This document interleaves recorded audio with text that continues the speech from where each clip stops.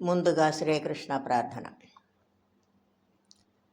వసుదేవసుతం దేవం కంసచాణూరమర్దనం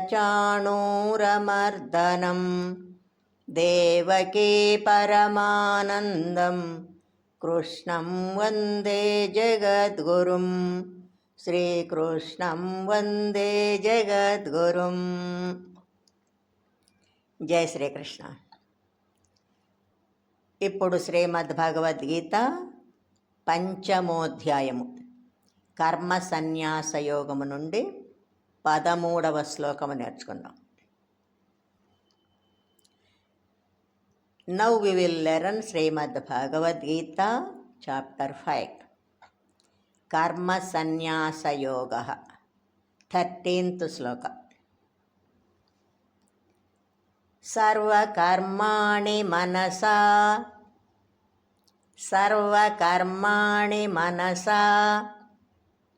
సన్యస్యాస్తే సుఖం వసి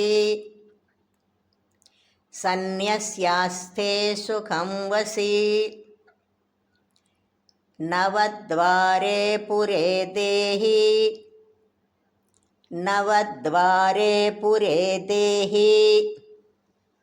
నైవ కుర్వన్న కారయన్. Once again. సర్వకర్మాణి మనసా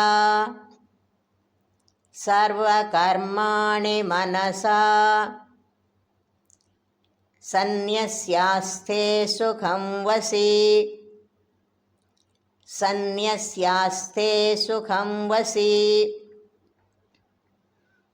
నవద్వారే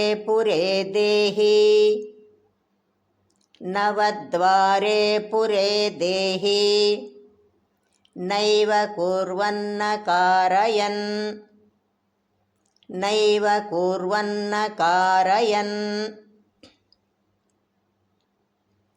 నౌ ఫుల్ లైన్.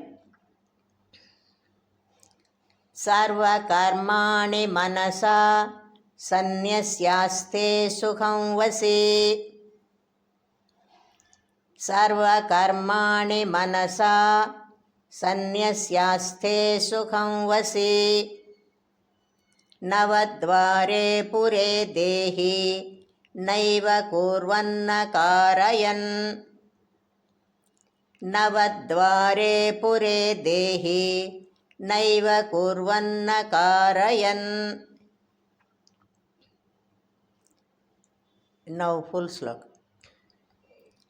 సర్వకర్మాణి మనసా సన్యస్యాస్తే సుఖం వసి నవద్వారే పురే దేహి నైవ కుర్వన్న కారయన్. సర్వకర్మాణి మనసా సన్యస్యాస్తే సుఖం వసి నవద్వారే పురే దేహి నైవ కుర్వన్న కారయన్. సర్వకర్మాణి మనసా సన్యస్యాస్తే సుఖం వసి నవద్వారే పురే దేహి నైవ కుర్వన్న కారయన్. జై శ్రీకృష్ణ. శ్రద్ధగా నేర్చుకొని రోజు పాడుకుందాం. Let's learn diligently and sing daily.